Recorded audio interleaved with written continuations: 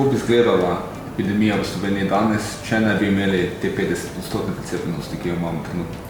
Ja, tukaj se je treba zavedati, da je v bistvu razlika med letošnjim četrtim valom in lanskim drugim valom precejšnja. Lani nismo imeli tako učinkovitega orodja proti borbi proti pandemiji, kot je cepljenje. Imamo pa drugačno situacijo, ker imamo letos delta različico in delta različica je mnogo bolj kužna, torej hitrejše se širi, kot se je v drugem valu, ki sta osnovna različica. Kar pomeni, da v bistvu s cepljenjem na nek način to je edino orodje, da zaustavljamo oziroma da preprečujemo še večji ali pa še hujše poteke epidemije, kot se bi zgodilo. Seveda bi bilo zelo dobro, če bi imeli višji delež precepljenosti, s tem bi imeli vse številke mnogo manjše. Kakšne pa je bile številke, če se ne bi cepili?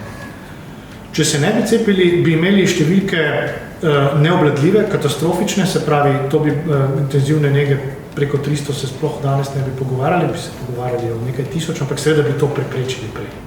To nikakor ne moramo zdaj govoriti, da bi bile številke višje, hipotetično. Mnogo višje, ampak bi mogli hitrejše posegati v samo dinamiko epidemije z nefarmakološkimi ukrepi, to pa že nekje konec avgusta in začetku septembra.